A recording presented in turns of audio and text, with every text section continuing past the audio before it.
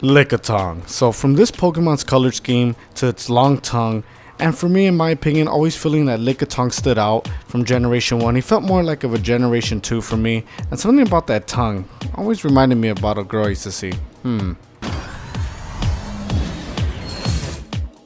Primate. So who would want to bump into this Pokemon in a dark alley? I mean, a monkey wearing boxing gloves on a rampage? No thanks, but he's definitely one of my favorites. I mean, who would abandon this guy at a bootleg MMA Pokemon tournament? Ask Ketchum.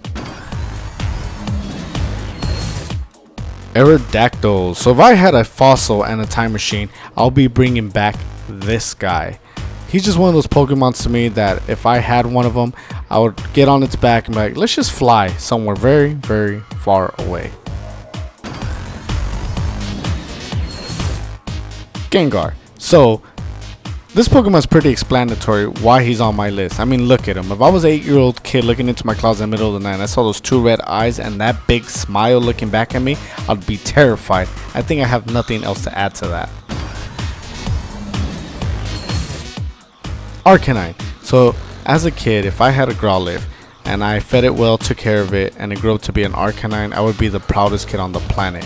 Because who wouldn't want to have this fire type on their team? Arcanine is definitely one of my favorite and badasses. Cloyster. So one of my favorite ice type Pokemon out there. In fact, true story, as a kid growing up I used to go, why is Ghastly and the shell? And oddly, Space Cadets, this also reminds me of another girl I used to see. Magmar. All I have to say, Space Cadets, Blaine versus Ash. Charizard versus Magmar. Enough said. And strangely enough, Space Cadets, this also reminds me of another girl I used to see. Man. Nidoking. If I asked you, what Pokemon do you have on your team currently, and you did not have a Nidoking, I would look at you with a big face of disappointment. I mean, who didn't want this guy? I mean, a hybrid of a rabbit and a rhino? Come on. Enough said. Raichu. Now, Pikachu was always the mascot for Pokemon. Don't get me wrong, I love Pikachu, but Raichu was always overlooked and an outcast. Raichu was pretty awesome in himself.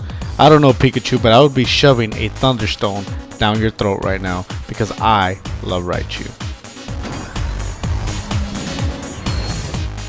Haunt. Yes, Haunter.